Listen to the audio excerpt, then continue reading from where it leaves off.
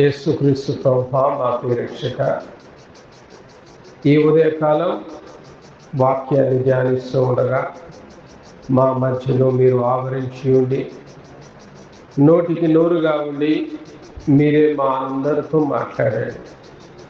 జీవం గల మాటలు ప్రకటించబడుతూ ఉండగా వినగల చెవి, గ్రహించగల మనస్సు, అనుసరించి నడుచుకోగలిగిన జీవితం మాలో ప్రతి ఒక్కరికి మీరు అనుగ్రహించమని ప్రభువును ప్రియరక్షకుడైన యేసు నామమున ఈ వాక్యోపదేశం ప్రారంభిస్తున్నాము తండ్రి. ఆమేన్. మంచిది. క్రీస్తునందు ప్రియమైన వారలారా, ఈ మధ్యకాలం జరిగిన కొన్ని సంఘటనలు మనం గమనించినట్లయితే విచిత్రమైన వార్తలు వింటూ ఉన్నాం కదండి. సాంబార్లో విషం కలిపి భర్తను చంపేసింది అని, అవునా? సెల్ఫీ ఫోటో కోసం అంది భర్త నీళ్ళలో తోసిపడేసిన భార్య అని, ఒక చంటి పిల్లవాడిని ఆ పాపను మరి బస్ స్టాండ్లోనే వదిలిపెట్టి మరి ప్రియుడితో అక్కడికక్కడికే పరారైపోయినా మరి ఎంతోమంది స్త్రీలను గురించి, భర్తల్ని గురించి బహు చెడు మాటలు వినాల్సి వస్తూ ఉన్నది. దినములు చెడ్డవి, దినములు చెడ్డవి. బహు చెడ్డ దినాల్లో మనము బ్రతుకుతూ ఉన్నాం. మన సమయం వచ్చేటప్పటికి ఇంకా చెడ్డగా అయిపోయినాయి దినాలు కదండి. నమ్మకత్వాలు లేవు. భార్య భర్తను నమ్మేటట్లేదు, భర్త భార్యను నమ్మేటట్లేదు. హనీమూన్ అని తీసుకుపోయి భర్తను అక్కడనే కడతీర్చిన పరిస్థితులు మనం కనపడుతూ ఉన్నాం. భార్యను ముక్కలుగా చేసి మరి ఫ్రిడ్జ్లో పెట్టి రోజు కొన్ని ముక్కలు తీసుకుపోయి కుక్కలకు మేపేటట ఒకడు. ఆధారాలు దొరకకుండా, ఏ ఆధారాలు దొరకకుండా మరి భార్య యొక్క అక్రమ సంబంధాన్ని ఆ కొడుకు చూశాడని, చిన్న కొడుకు, 10 ఏళ్ల కొడుకు. మేడ మీద భార్య ఎవరితోటో అక్రమ సంబంధం కలిసి ఉండడం కొడుకు చూశాడు. అమ్మ ఇప్పుడు వీడు నా భర్తకు చెప్తాడని కన్న కొడుకుని మేడ మీద నుండి కిందికి సిరిపాడేసి చంపేసిన తల్లి. ఎన్ని వార్తలండి! అసలు ఈ మధ్యకాలంలో వార్తలని చదవాలంటే ఇలాంటి నీచమైన వార్తలు, ఘోరమైన వార్తలే చదువుతూ ఉన్నారు. అయితే అపోస్తలుడైన పౌలు గారు ఎఫెసీ సంఘానికి రాస్తూనే, ఈ నెలలో మనం ఎఫెసీలకు రాసిన సంఘాన్ని, ఎఫెసీ సంఘాన్ని మనం ధ్యానిస్తూ ఉన్నాం కదా. ఎఫెసీ పత్రికలో 5వ అధ్యాయంలో ఈ 15వ వచనం నుంచి కొన్ని ప్రాముఖ్యమైన మాటలు ఆయన అంటూ ఉంటాడు. దినములు చెడ్డవి కనుక. అది ఎప్పుడు రాశాడండి దినములు చెడ్డవని? 2000 సంవత్సరాల క్రితమే దినములు చెడ్డవి అని రాశాడు. మరి ఇప్పటి పరిస్థితి ఏంటి? ఈ 2000 సంవత్సరాల తర్వాత బహుభయంకరంగా దినాలు ఉంటూ ఉన్నాయి. మళ్ళీ తిమోతికి కూడా అదే మాట రాస్తూ ఉంటాడు.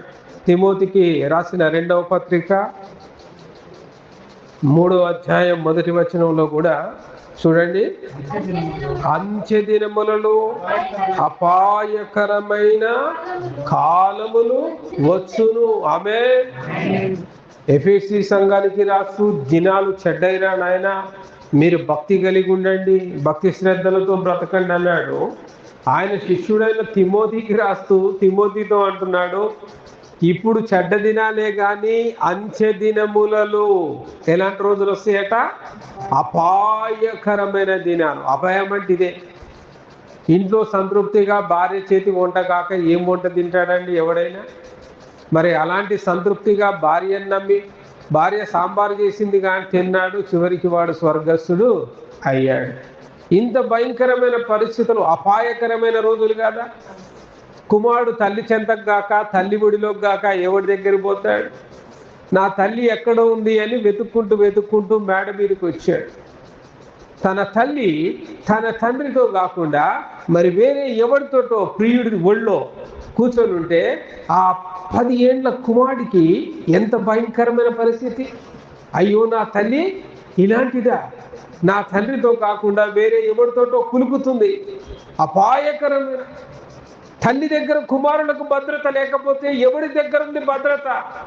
ఆ తల్లి ఆ కుమారుణ్ణి మేడ మీద నుంచి కిందికి దూసేసి చంపింది అంటే ఎక్కడుంది భద్రత? అంత్య దినములలో అపాయకరమైన కాలాలు, పరిస్థితులు ఉంటాయి, అపాయకరమైన. మరి ఇలాంటి అపాయకరమైన దినములలో నిన్ను, నీ భార్య, పిల్లలను, నీ కుటుంబాన్ని భక్తిగా నడిచి జీవించాలి అని అంటే, ఇలాంటి యుగంలో నీ పిల్లల్ని భక్తిగా పెంచాలి అంటే, యవ్వన కాలంలో ఉన్న ప్రియులు ప్రేమ కలిగి ఉండాలి అని అంటే, దేవుని వాక్యమందు వాళ్ళను నిలబెట్టాలి. అందుకే ఎఫెసీలకు రాసిన పత్రికలో 5వ అధ్యాయములో 15వ వచనం నుంచి మరి పౌలు గారు కొన్ని ప్రాముఖ్యమైన మాటలు హెచ్చరిస్తూ ఉన్నారు. మనము చేయకూడని పనులు, మనము చేయాల్సిన పనులు. ఆ రీతిగా ఈ చెడు దినములు, అంత్య దినపు అపాయకరమైన దినములను మనము దాటగలమని, ఇట్టి అపాయకరమైన దినములలో మనము దేవునికి సాక్షిగా ఉండగలమని ఈ ఎఫెసీలకు రాసిన పత్రికలో మనం ఈరోజు తెలుసుకోబోతూ ఉన్నాం. 15వ అధ్యాయం వచనాన్ని చదవండి. దినములు చెడ్డవి గనుక మీరు సమయమును పోనీక సద్వినియోగము చేసుకొనుచు. మొట్టమొదటి point, the very first point, ఈ చెడు దినములలో అపాయకరమైన రోజుల్లో మనం ఎలా ఉండాలి అనేది పౌలు గారు మనకు తెలియజేస్తూ ఉన్నారు. మొట్టమొదటిది, సమయాన్ని పోనీయక దాన్ని సద్వినియోగం చేసుకోవాలి కదండి. ఏం చేయాలి? వేస్ట్గా పోనీయద్దు. ఉత్తగా మొబైల్లో ఏముంది, ఎవడేం వాట్సాప్ పెట్టాడు, ఎవరి స్టేటస్లో ఏముంది, ఫేస్బుక్లో ఏముంది, ఇన్స్టాలో ఏముంది, రీల్స్ చూసుకుంటా కొన్ని గంటలు గంటలు గంటలు గంటలు గంటలు టైం అంతా వేస్ట్ చేసేస్తారు. ఆ టైం బైబిల్ తీసుకుందాం, బైబిల్లో చదువుదాం, తీరిక దొరికింది ప్రార్థన చేసుకుందాం, మోకాళ్ళు వంగుదాం, భర్త కోసం ప్రార్థన చేద్దాం, భార్య కోసం ప్రార్థన చేద్దాం, పిల్లల కోసం ప్రార్థన చేద్దాం, మారని తల్లిదండ్రుల కోసం ప్రార్థన చేద్దాం. సమయాన్ని సద్వినియోగం చేసుకోండి. హడావుడి ప్రార్థన ద్వారా ఏ రిజల్ట్ రాదండి. హడావుడి ప్రార్థనలో మీరు ఏమీ నేర్చుకోలేరు. నేను గత 56 దినములుగా ఉపవాసముతో దేవుని సన్నిధిలో మోకరిస్తున్నప్పుడు దేవుడు అనేక ఆశ్చర్యకరమైన విషయాలు బోధిస్తున్నాడు. పరలోక దర్శనాలు చూస్తూ ఉన్నారు, అనేక మర్మాల్ని తెలియజేస్తూ ఉన్నారు, అనేక సందేహాలు, యవనస్తుల కోసం మన ప్రత్యేకమైన కొన్ని కార్యక్రమాలు చేపట్టమని మరి దేవుడే బయలుపరిచి ఉన్నాడు. అందుకే కాస్మోస్ అనే ఒక ఛానల్ను ప్రారంభించారు. మీరందరు చర్చ్ గ్రూప్లో చూస్తుంటారు, యవనస్తులు చూసారా? కాస్మోస్ వెంటనే సబ్స్క్రైబ్ చేసుకోండి.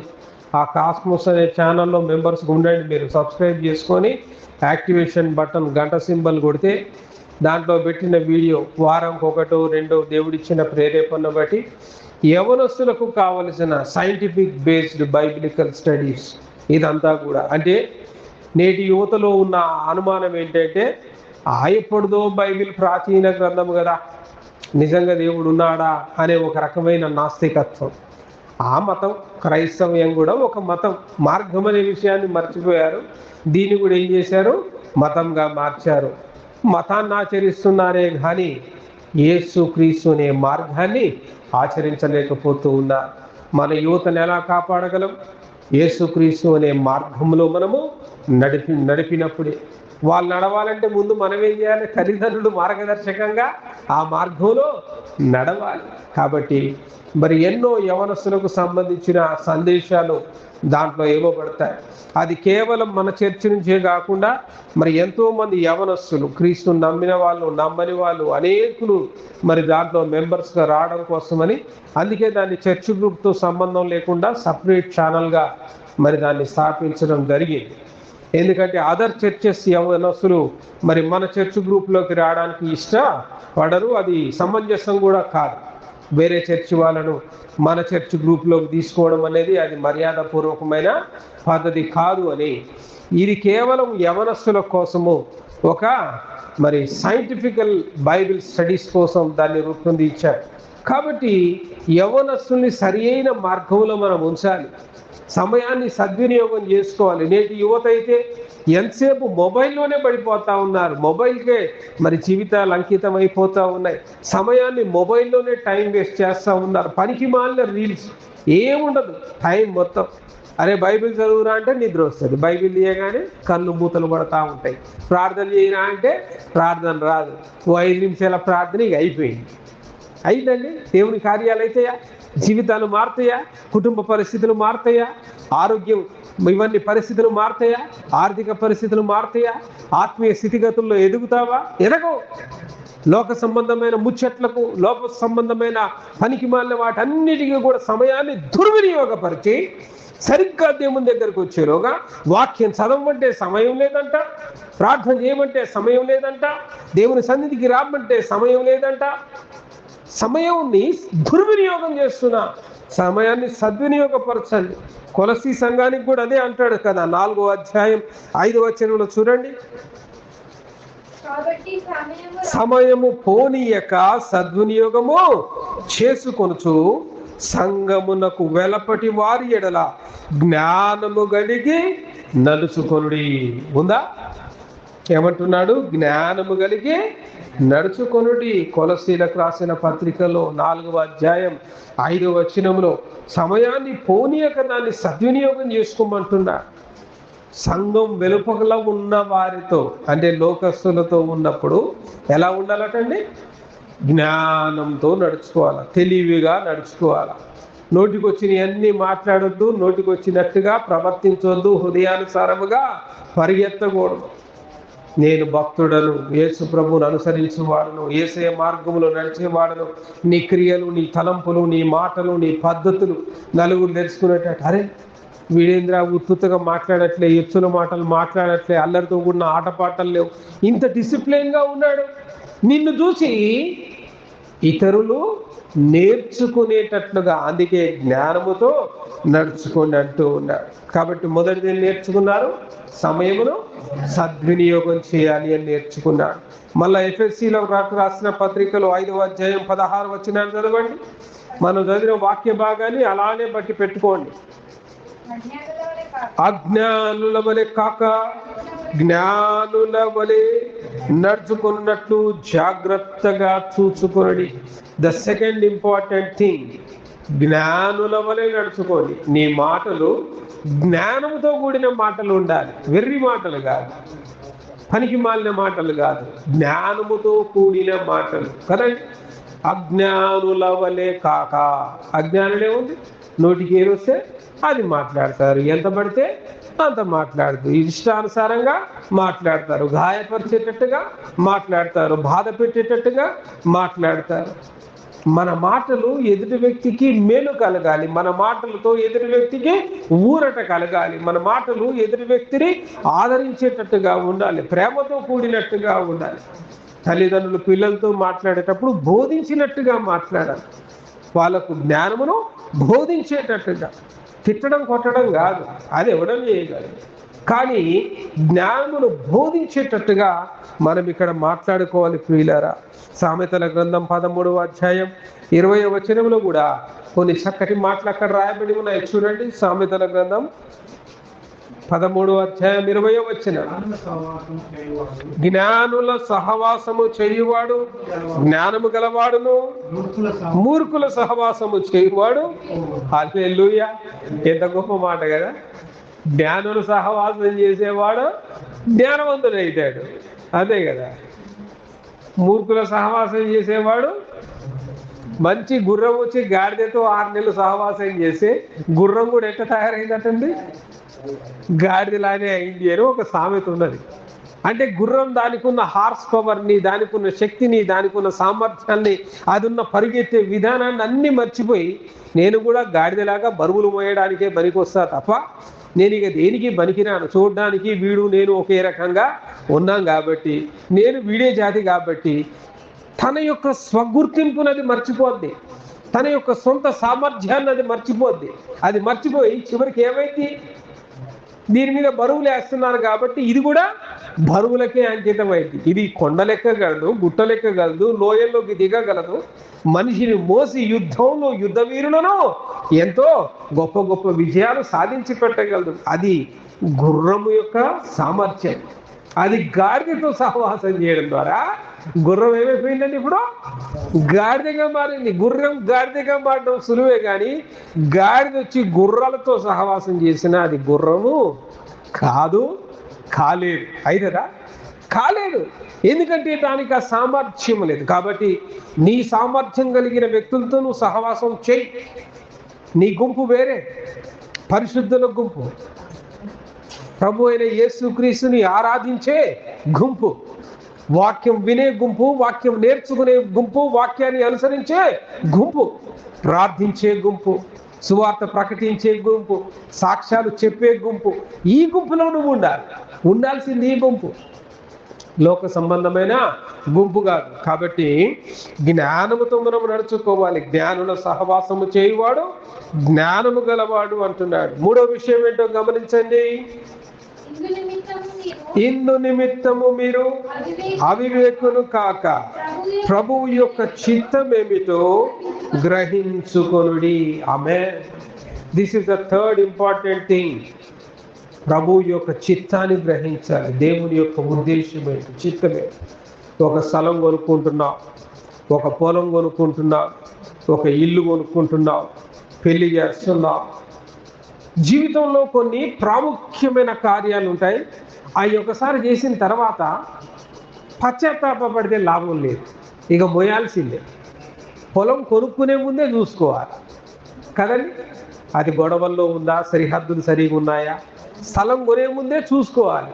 కొన్న తర్వాత కర్మ అనుభవించాల్సిందే. అది పనికి వచ్చినా పనికి రాకుండా వ్యర్థంగా ఇంత డబ్బు పెట్టానే అన్న జీవితాంతం ఏడవడమే తప్ప అవన్నీ కొనక ముందే చూడాలి, కొన్న తర్వాత చూసేవి కాదు. అవునా? పశువులు, పశువు కొనే ముందే చూసుకోవాలి.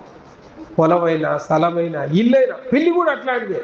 ముందే, పెళ్ళికి ముందే అన్నీ చూసుకోవాలి, అన్నీ చెక్ చేసుకోవాలి, 1-4 సార్లు ఆలోచన చేయాలి. మరి ఇలాంటి క్లిష్టమైన పరిస్థితుల్లో ఎవరు మనకు సహాయం చేయగలరు, ఎవరు మనకు మేలు చేయగలరు? అబ్బాయి మంచివాడా అండి అని ఎవరిని ఆరాధిస్తాం? ఎవడైనా మంచితనం ఎంత చెప్పగలడు? కంటితో చూచినంత వరకే చెప్పగలడు. కానీ హృదయాంతరంగములను ఏ నరుడైనా ఎరగలనా? ఈవెందో వాళ్ళ తల్లిదండ్రులకు కూడా తెలియదు. ఆ అమ్మాయి ఎలాంటిదో, ఆ అబ్బాయి ఎలాంటిదో వాళ్ళ అమ్మా నాయనకు కూడా తెలియదు. ఎందుకంటే అమ్మా నాయనలకు తెలియకుండానే ఎన్నో చేసే రోజులు ఇవి, ఎన్నో చేసే పరిస్థితులు ఇవి. కాకి పిల్ల కాకికి ముద్దన్నట్టు ప్రతి తల్లిదండ్రులు కూడా నా బిడ్డ చాలా మంచిది, నా కొడుకు చాలా మంచివాడనే సాక్ష్యం ఇస్తారు. కాబట్టి తల్లిదండ్రుల సాక్ష్యము చెల్లదు.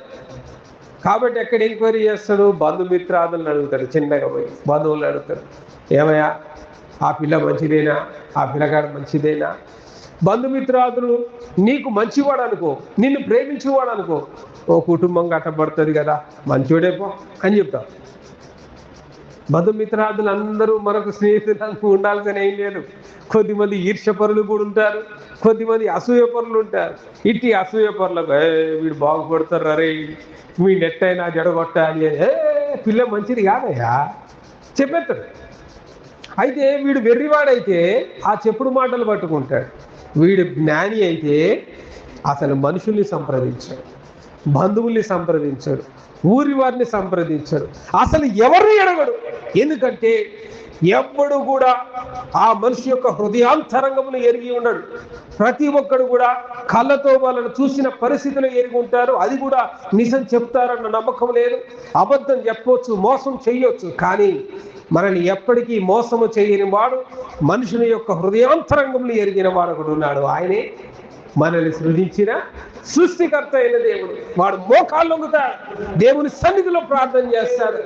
దేవునికి ప్రార్థన చేసి, అయ్యా నా ఇంటికి రాబోయే అల్లుడు ఎలాంటి వాడు, నా ఇంటికి వచ్చే కోడలు ఎలాంటిది, నేను చేసుకునే భర్త ఎలాంటి వాడు, వాడు యోగ్యుడా, వాడు గుర్రం లాంటి వాడా, గాడిద లాంటి వాడా, నా స్వభావాన్ని కూడా పాడు చేసేవాడా, లేదా రేపు మేము కలిసి సంతోషంగా జీవించగలమా? Kneel down at the feet of God. దేవుని యొక్క పాద సన్నిధిలో మోకరించండి, ప్రార్థన చేయండి. Our God is a speaking God. ఆయన మాట్లాడే దేవుడు, ఆయన మాట్లాడే దేవుడు. మాట్లాడతాడు, yes this is my will, you can carry on. ఇది నా చిత్తమే, జరగనేమో. హల్లెలూయా. మరి అమ్మ గిట్లనే దర్శనం వచ్చింది, నీవు గర్భము ధరించితివి అని గాబ్రియల్ దేవదూత అన్నది. దెబ్బతో మోకాళ్ళ మీద డబేళ్ళ కూలబడ్డది. ఏంది అయ్యా, నాకు పెళ్ళి కాలేదు, నాకు సంసార జీవితమే లేదు, నాకు గర్భం ఏందయ్యా నాయన, పరిశుద్ధాత్మ నేను కమ్ముకొనక. మరి ఆల్రెడీ ఎంగేజ్మెంట్ చేసుకున్నా, యోసేపుకి ఏం చెప్పను, యోసేపు నమ్ముతాడా ఈ మాట? యోసేపుకి ఏం చెప్పను? ప్రభు చిత్తం అయితే ఇదే గాబ్రియల్ మళ్ళీ ఎక్కడికి పోయింది? యోసేపుకు పోయింది. యోసేపు, నీ భార్యను చేర్చుకొనుటకు నీవు వెనకాడకుము. This is God's will. పరిశుద్ధాత్మ నీ భార్యను కమ్మగా. నమ్ముతాడండి ఎవడన్నా? అసలు నమ్ముతాడా? ఎంతమంది నరులు చెప్పినా నమ్మరు, కానీ సాక్షాత్తు దేవుడే వచ్చి నీతో మాట్లాడినప్పుడు ఇక నువ్వు నమ్మకపోతే ఇక నువ్వు వ్యర్థుడని. యోసేపు నమ్మాడు, మరియను చేర్చుకున్నాడు. చరిత్రలో 2000 సంవత్సరాలు గతించినా కూడా ఇంకా ఆ జంట గురించి మాట్లాడుకుంటాం. పెళ్ళయిందంటే, పెళ్ళి అనే సందర్భం వచ్చిందంటే యవనస్తులైన పిల్లలకు మనం ఈ సాక్ష్యాన్ని చెప్తాం. హల్లెలూయా, యేసయ్యకే మహిమ కలుగును గాక. కాబట్టి ఏం తెలుసుకోవాలి మనం? ప్రభువు యొక్క చిత్తాన్ని. మనం ఈరోజు చదివిన 40వ కీర్తనలో కూడా ఉంటుంది, 8వ వచనంలో, నా దేవా నీ చిత్తము నెరవేర్చుట నాకు సంతోషము అని దావీదు మహారాజు అంటున్నాడు. నీ చిత్తము నెరవేర్చుట నాకు సంతోషం. దేవుని చిత్తాన్ని నెరవేర్చినప్పుడు హృదయంలో ఆనందం కలుగుద్ది, హృదయంలో సంతోషం వస్తుంది, హృదయ భారం తొలగిపోతుంది, హృదయంలో కన్ఫ్యూజన్ అంతా పోతుంది, హృదయంలో వేదన పోతుంది. వామ్మో ఎట్టుంటుందో ఏమో ఇక సందేహాలు ఉండవు. హృదయం తేలికగా నిండిపోతుంది, సంతోషానందాలతో నిండిపోతాం. మత్తయి సువార్త 12వ అధ్యాయం 50వ వచనంలో కూడా, పరలోకమందున్న మా తండ్రి చిత్తము చొప్పున చేయువాడే నా సహోదరుడు, నా సహోదరి, నా తల్లి అని సాక్షాత్తు యేసుక్రీస్తు ప్రభువే సాక్ష్యమిస్తూ ఉన్నాడు. ప్రియులారా కదా, పరలోకమందున్న తండ్రి చిత్త ప్రకారం మనం చేయాలి. ఆ చిత్తాన్ని మనము గ్రహించాలి. మళ్ళా ఎఫెసీలకు రాసిన పత్రికలో చదవండి, ముందుకు చదవండి. మరియు మద్యముతో మత్తులై ఉండక ఆత్మపూర్ణులై ఉండండి కదా. 4వ విషయం ఏంటంటే చెప్పండి? ఆత్మపూర్ణులుగా జీవించాలి. ఆత్మపూర్ణులంటే సగం సగం కాదు, ఫుల్, పూర్తిగా పరిశుద్ధాత్మ చేత మనం నింపబడాలి, పరిశుద్ధాత్మ చేత అభిషేకించబడాలి, పరిశుద్ధాత్మ శక్తిని మనం పొందుకోవాలి. అప్పుడు ఆ పరిశుద్ధాత్ముడే మనం నడిపిస్తాడు. నిన్ను విడుమను ఎడబాయను, యుగ సమాప్తి వరకు అతడు సదాకాలము నీకు తోడుగా ఉండు కదండి. పరిశుద్ధాత్ముడు ఎప్పటిదాకా తోడుకుంటాడు? యుగ సమాప్తి వరకు. మీ నాయన అమ్మలు తోడు ఉండరు. ఒక వయసు అయిపోయిన తర్వాత నీకంటే 20-30 ఏళ్ళు పెద్దోళ్ళు కాబట్టి వాళ్ళు సరిపోతారు, ప్రభు దగ్గరికి పోతారు. అవునా? నీకు 50 ఏళ్ళు వయసు వచ్చేటప్పటికి మీ అమ్మ నాయన నీ కంటికి కనపడరు. నాకు 50 ఏళ్ళు ఎక్కడ, నాకు 35 ఏళ్ళ వయసు వచ్చేటప్పటికి మరి నా తండ్రిని నేను చూడలేకపోయాను. 35 సంవత్సరాల వరకు మాత్రమే మరి తండ్రి నాకు తోడుగా ఉన్నాడు. అలా మన జీవితంలో మన కన్న తల్లిదండ్రులే మనకు నిత్యము తోడుగా ఉండదు. కట్టుకున్న భార్య నిత్యము తోడుగా ఉండదు, కట్టుకున్న భర్త నిత్యము తోడుగా ఉండడు, నీవు కన్న పిల్లలు కూడా నీతో ఉండరు. రేపు 10వ తరగతి ఇంటర్మీడియట్ అయిపోయిందంటే పోవద్దా? పెద్ద చదువులకు పోవద్దా? పెద్ద చదువులకు పోయిన తర్వాత పెళ్లి కావద్దా? చదువులు కాగానే ఉద్యోగం, ఉద్యోగం కాగానే పెళ్ళి, ఇంకేముందండి? ఇంకేముంటారు నీ కాడ? పెళ్ళి అయిపోయిన తర్వాత వాళ్ళదొక కుటుంబం, వాళ్ళు ఒక సపరేట్ ఇల్లు తీసుకోవాలా, వాళ్ళ జీవితం వాళ్ళు బతకాలి, వాళ్ళ యొక్క ఇంట్లో వాళ్ళు. మరి ఎవరుంటారు మనకు తోడుగా ప్రతి పరిస్థితిలో? అందుకే దేవుడే మనకు తోడుగా ఉంటాడు. మధ్యములో దుర్వ్యాపారము కలదు. మధ్యంలో ఏముంటుందని చెప్పండి? దుర్వ్యాపారము కలదు. కాబట్టి మధ్యము జోలికి మనము పోకూడదు, ఆత్మతో నింపబడాలి. యోహాను భక్తుడు కూడా రాస్తాడు, 1వ అధ్యాయం 16వ వచనంలో, ఆయన పరిపూర్ణతలో నుండి మనమందరం కృప వెంబటి కృపను పొందితిమి. ఏమన్నా రాయబడి చెప్పండి? కృప వెంబటి కృప. అంటే ఎప్పుడైతే ఆత్మపూర్ణులమై ఉంటామో, ఆత్మలో మనం పరిపూర్ణులమై ఉంటామో, అప్పుడు దేవుని కృప వెంబటి కృప మనల్ని కాపాడుతూ ఉంటుంది. అల్పభక్తి చేస్తే పరిపూర్ణత రాదండి, ఆచార భక్తి చేస్తే పరిపూర్ణత రాదండి. ఆత్మలో పరిపూర్ణత రావాలి అంటే క్రీస్తును వెంబడించాలి, యథార్థంగా ప్రార్థించాలి, పూర్ణ మనసుతో, నిండు మనసుతో దేవుని ఆరాధించాలి. శుద్ధమైన హృదయంతో దేవుని సన్నిధికి రావాలి. నేను పరిశుద్ధంగా ఉంటున్నాను, మీరు పరిశుద్ధులై ఉండాలన్న దేవుని వాక్యానుసారంగా మనం బతికితేనే అట్టి పరిపూర్ణతలోకి మనం వెళ్ళగలం కదా. ఏమేమి నేర్చుకున్నారు ఇప్పటి వరకు? 4 విషయాలు నేర్చుకున్నారా? మొదటిది సమయమును సద్వినియోగం చేయమన్నాడు. రెండవది జ్ఞానముతో నడవమన్నాడు. మూడవది ప్రభు చిత్తాన్ని గ్రహించమన్నాడు. నాలుగవది ఆత్మపూర్ణులుగా మనం ఉండాలన్నారు. మీరు నోట్స్ రాసుకోవట్లేదు ఎందుకు? అట్లాంటి బుక్స్ ఇవ్వలేదా మీకు? నోట్స్ ఇవ్వలేదా? ఇచ్చామా? రాసుకోవాలా. ప్రతి సండే వచ్చినప్పుడు నోట్స్ తెచ్చుకోవాలి. వాక్యం చెప్పేటప్పుడు ఏం చేయాలి? మీరు మీ లెక్చర్ హాల్లో లెక్చరర్ క్లాస్ చెప్తుంటే రాస్తారా లేదా పాయింట్స్? అలా మనం పాయింట్స్ రాసుకోవాలి. మళ్ళీ ఇంటికి పోయిన తర్వాత ఆ పాయింట్స్ మనం ధ్యానం చేసుకోవాలి. 5వ విషయం ఏంటో చూడండి. ఒకరినొకడు కీర్తనలతోనూ సంగీతములతోనూ ఆత్మ సంబంధమైన పాటలతోనూ హెచ్చరించుచు. హల్లెలూయా. ఒకరినొకరు హెచ్చరించుకోవాలి. 5వ విషయం ఓదార్చుకోవడమే కాదు, హెచ్చరించుకోవాలి. ఏం మేలైందండి యేసే నమ్ముకుంటే అని ఏదో నిరుత్సాహంతో అంటాడు. అప్పుడు నువ్వేం చేయగలగాలి? వాడిని బుద్ధుని మాట్లాడుతున్నావురా, ఏం మేలైందని నువ్వేనా అనేది. ఒకరినొకరు ఏం చేసుకోవాలి? హెచ్చరించుకోవాలి. బైబిల్ని మోకాల్లో ప్రార్థన చేయి, ఒక పాట పాడాలి, వాక్యం చదవాలి, ఒకరినొకరు బలపరుచుకోవాలి.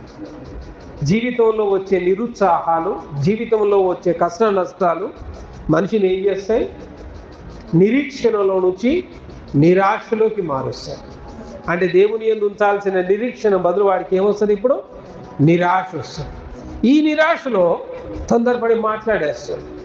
ఏమైంది మీరు దేవుని నమ్ముకుంటే ఈ ఆపరేషన్ అవుతుందా? దేవుని నమ్ముకుంటే ఆపరేషన్ ఎందుకు కావద్దు? బతుకున్నావుగా, అది కదా దేవుడిచ్చేది నిత్య జీవం కదండి నీకు, అవునా కదా? అది ముఖ్యం కదా. ఆపరేషన్లు, వ్యాధులు, బాధలు, రోగాలు, షుగర్లు, బీపీలు, మందులు, కష్టాలు, అప్పులు, తిప్పలు ఏసే నమ్మినోడికి వస్తాయి, నమ్మనోడికి వస్తాయి, అందరికి వస్తాయి. వాడు ఇవి రావట్లేదంటే వాడు మనిషి కాదు, వాడేదో జంతువుతో సమానం. ఇవన్నీ ఉండే వాడు మనిషి అని అర్థం. ఈ నరులకి ఈ సమస్యలన్నీ వచ్చినప్పుడు మరి ఈ రీతిగా వాడు ఏం చేయాలి? దేవుని తట్టు తిరగాలి.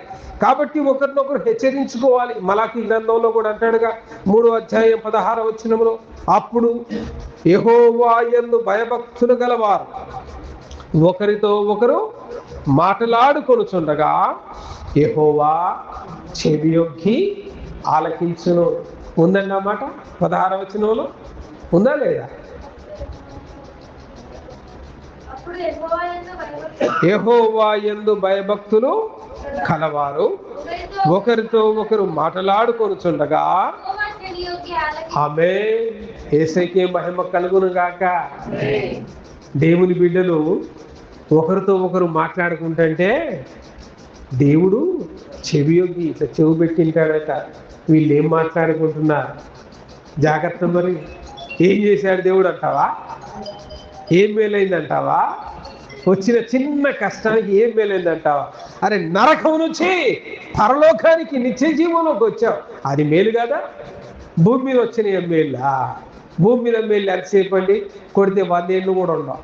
కానీ నిత్య జీవం కొన్ని వేల వేల వేల వేల సంవత్సరాలు నిత్యము దేవుని సన్నిధిలో బ్రతికి దేవుని ద్వారా మేలు పొందుకోవడానికి ఆయన నీకు కృపనిస్తే, ఆయన నీకు గొప్ప కనికరాన్ని ఇస్తే, అట్టి మేలును నిర్లక్ష్యం చేసి భూమి మీద బతికే కొంతకాలపు సుఖాల కోసం ఈ మేలును దొరకలేదని దేవుని మీద తిరుగుబాటు చేసి వ్యర్థమైన మాటలు అడుగుతూ ఉంటారు. కాబట్టి ఒకరినొకరు ఏం చేసుకోవాలి? హెచ్చరించుకోవాలి, ఒకరినొకరు సరి చేసుకోవాలి. 6వ విషయం ఏంటంటే చూడండి, మన ప్రభువైన యేసుక్రీస్తు పేరట సమస్తమును గూర్చి తండ్రి అయిన దేవునికి ఎల్లప్పుడూ కృతజ్ఞతాస్తుతులు చెల్లించాలి. హల్లెలూయా. 6వ విషయం, ఎల్లప్పుడూ కృతజ్ఞతలు చెల్లించాలి. మంచిగా ఉన్నప్పుడు అందరు చెల్లిస్తారు, బాగా లాభం వచ్చినప్పుడు చెల్లిస్తారు, పెళ్లి కుదిరినప్పుడు కృతజ్ఞతా కూటం పెట్టుకుంటారు, బర్త్డే రోజు కృతజ్ఞతా కూటం పెట్టుకుంటారు కదండి. మరి మ్యారేజ్ డే రోజు కృతజ్ఞతా కూటం పెట్టుకుంటారు, ఇల్లు కొనుక్కుంటే ఒక కృతజ్ఞతా కూటం పెట్టుకుంటారు. అంటే నీకు మేలు కలిగినప్పుడు ఎట్లా కృతజ్ఞతా కూటాలు పెట్టుకుంటున్నావో, నీకు జ్వరం వచ్చినప్పుడు కూడా కృతజ్ఞత కూటం పెట్టుకోవాలి. ప్రభువా, ఈ జ్వరాన్ని బట్టి నీకు స్తోత్రం నాయన, హాయిగా 4 దినాలు ఇంట్లో ఉండడానికి నువ్వు అవకాశం ఇచ్చావు. ఈ జ్వరం రాకపోతే ఏం చేస్తావు? మళ్ళీ అడవి కాడితే తిరిగినట్టు తిరుగుడే లోకంలో పడి కదండి. మన జీవితాలు ఎట్లుంటాయంటే, ఒంట్లో ఆరోగ్యం ఉందనుకో, ఇంట్లో భార్య కూడా ఉండనియదు. ఏమైందా, నొప్పా కష్టమా, కొత్తగా తిని ఇంట్లో కూర్చోకపోతే ఏదో పని చేసుకొని రావచ్చుగా. ఏదో పని చేసుకుంటే 4 పైసలన్నా వస్తాయిగా.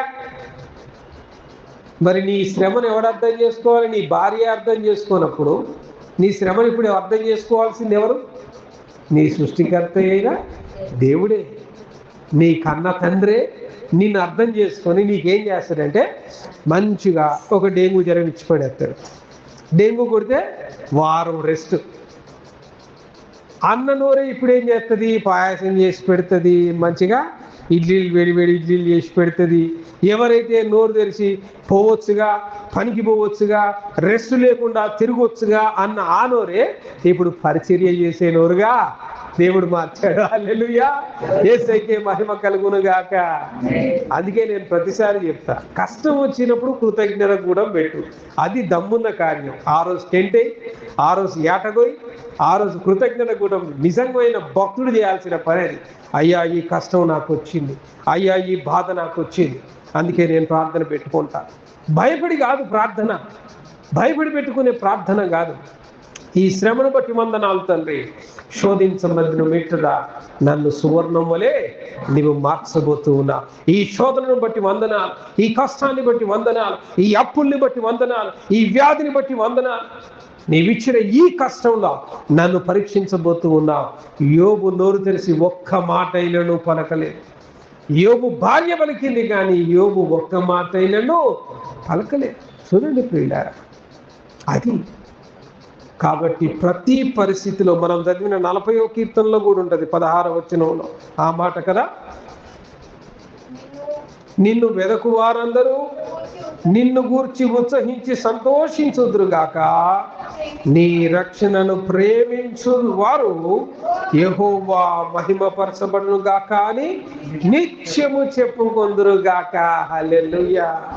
కాబట్టి 6వ విషయాన్ని మనం గమనిస్తున్నాం, మనం ఎల్లప్పుడూ కృతజ్ఞత తెలియదు. ఫెయిల్ అయినా కృతజ్ఞత కూటం పెట్టు. కొడుకు ఫస్ట్ క్లాస్లో పాస్ అయినా కూడా కృతజ్ఞత కూటం పెట్టు. ఏమైందండి ఫెయిల్ అయితే ఏమైంది? ఒకసారి ఇట్లానే ఎగ్జామ్లో ఫెయిల్ అయిపోయింది ఒక కుమారుడు, చాలా డిసప్పాయింట్మెంట్. ఇంటికి పోతే మా నాయన ఏమంటాడు, ఎట్లా ఉంటుందో నా పరిస్థితి, అసలు ఫెయిల్ అయినా ఎట్లా చెప్పాలా. నా కోసం ట్యూషన్ పెట్టారు, కాలేజీలో లక్షల రూపాయల ఫీజులు కట్టారు, కొత్త కొత్త బట్టలు కొనిస్తున్నారు, కావాల్సిన గ్యాడ్జెట్స్ అన్ని కొనిస్తున్నారు. మొన్నే ట్యాబ్ కొనిచ్చారు 50,000 రూపాయలు పెట్టి, మంచి మొబైల్ కొనిచ్చారు 20,000 రూపాయలు పెట్టి. ఇన్ని గ్యాడ్జెట్స్ కొన్ని లక్షల రూపాయలు నా కోసం ఇచ్చిస్తే, అయ్యో నేను పాస్ కాలేకపోయానే, I was failed, how can I face my parents, నా తల్లిదండ్రులు నేను ఎలా ఎదుర్కోవాలి, నా తండ్రికి నేను ఫెయిల్ అయ్యాను అని ఎలా చెప్పాలి అని వాడు ఒంటరిగా వచ్చి గదిలో తలుపు పెట్టుకొని ఏం మాట్లాడకుండా అమ్మ నాయన ఇంట్లో ఎదురు చూస్తూ ఉన్నారు. అమ్మ పాయసం చేసింది, నాయన మంచిగా బెలూన్స్ కట్టిండు. On that result day, result వచ్చిన రోజు నా కొడుకు బాగా పాస్ అవుతుంటాడు, వాడి గురించి సెలబ్రేషన్ చేయాలి. ఇవన్నీ ఇంటికి వచ్చేలోక డెకరేషన్స్ కనపడుతున్నాయి, బల్బ్స్ కనపడుతున్నాయి, హడావుడి కనపడుతుంది, బంధువులందరినీ పిలుచుకున్నాడు, అంతా చేసేసి ఇంట్లో అమ్మ స్వీట్ చేసింది. వీడెప్పటితో మాట్లాడలే, పక్కన గదిలోకి వెళ్ళిపోయాడు, తలుపు పెట్టుకున్నాడు. వాడు ఏడుస్తూ ఉన్నాడు. తండ్రి గమనించాడు, వీడు ఫెయిల్ అయ్యాడు. పాస్ అయితే వీడి కథలు గిట్లుండవు, వీడు ఫెయిల్ అయ్యాడు. ఒకటే చేశాడు, ఏ సెలబ్రేషన్ అయితే తండ్రి ఏర్పాటు చేశాడో ఆ సెలబ్రేషన్ ఆపలే. He made it possible. తలుపు తెచ్చాడు, మంచి కేక్ తీసుకొని రెడీగా నిలబడ్డాడు. కొట్టి రే డోర్ దిరా, కొడుకుని లేపాడు. ఆ కేక్ పట్టుకొని కొడుకు దగ్గర పోయాడు, భుజం మీద చెయ్యేసాడు. కొడుకుతో అంటున్నాడు, నా కుమారుడా, నువ్వు ఫెయిల్ అయింది after on examination beta, not in the life. జీవితంలో నువ్వు ఓడిపోలే. ఆఫ్టర్ ఆల్ బోర్డు ఒక పరీక్షలో ఓడిపోయా, మళ్ళా 6 నెలల తర్వాత తిరిగి రాస్తే నువ్వు పాస్ అవుతావురా. దీనికి నిరుత్సాహపడాల్సింది ఏముంది నాన్న? జీవితంలో ఇంతకంటే ఘోరమైన ఎన్నో పరిస్థితులు నువ్వు ఎదుర్కోవాల్సి వస్తుంది.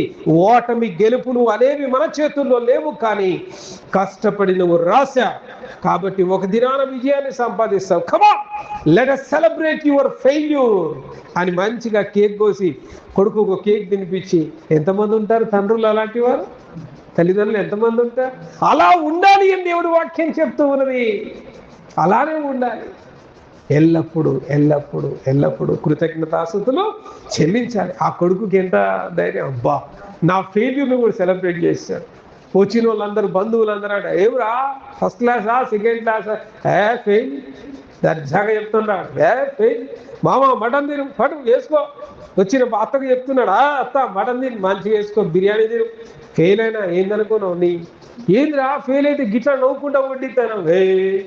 బోర్డు ఎగ్జామేగా ఫెయిల్ అయింది, లైఫ్లో అది కానడట వాడు. అబ్బా, పెద్దోళ్ళు కూడా జ్ఞానోదయం కలిగించాడు. హల్లెలూయా. తల్లిదండ్రులు పిల్లలకు అట్లా ఉండాలి, పిల్లలకు అట్లా అండగా ఉండాలి, పిల్లలకు ధైర్యాన్ని ఇవ్వాలి. నేనున్నా నా కుమారుడా, నేనున్నా నా కుమార్తె, I'm here for you, why you are worry.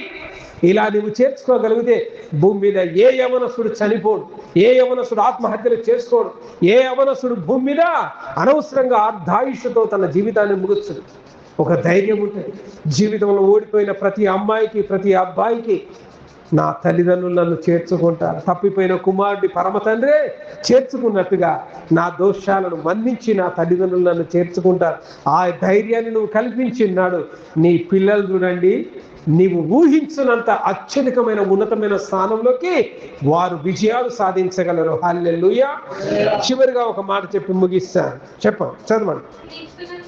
క్రీస్తునందలి భయముతో ఒకరికొకడు లోబడండి. ఆమేన్. 7వ విషయం ఏంటట? ఒకరికి ఒకడు లోబడి ఉండాలి. ఇది చాలా కష్టం కదండి. లోబడ్డం అంటే చాలా కష్టం. ప్రతి ఒక్కడు గౌరవ మర్యాదలు దొరకాలనే చూసుకుంటాడు, కానీ ఒకరికొకరు సరే ఈయన ఏదో చెప్తున్నాడుగా విందాం, వినే ఓపిక లేదు ఈ రోజుల్లో. ప్రతి ఒక్కడు బోధించేవాడే, వినే ఓపిక లేదు. వినువారుగా ఉండాలి, లోబడేవారుగా ఉండాలి. అపోస్తుల కార్యం 5వ అధ్యాయం 11వ వచనంలో అంటాడు, సంఘమంతటికి ఈ సంగతులు వినిన వారందరికీ మిగుల భయము కలిగను. ఏం జరిగింది ఆ సంఘములో? అననీయ సప్పీరాలు అబద్ధమాడినందున భర్త చచ్చిపోయాడు, భర్తను వెతుక్కుంటూ వచ్చిన భార్య కూడా చనిపోయింది. ఈ విషయం సంఘంలో విన్న వాళ్ళందరికీ కూడా ఏం జరిగింది? మిగుల భయము కలిగింది. అలాంటి దైవ భయముతో ఒకరికొకరు లోబడాలి, ఒకరిని ఒకరు మనం గౌరవించుకోవాలి కదండి. 7 విషయాలు నేర్చుకున్నారు. ఏంటంటే ఆ 7 విషయాలు చెప్పండి. మొదటిది సమయమును సద్వినియోగము చేయాలని, రెండవది జ్ఞానముతో నడవాలని, మూడవది ప్రభు చిత్తాన్ని గ్రహించాలని, నాలుగవది ఆత్మపూర్ణులై ఉండాలని, ఐదవది ఒకరినొకరు హెచ్చరించుకోవాలని, ఆరవది ఎల్లప్పుడూ కృతజ్ఞత కలిగి ఉండాలని, ఏడవది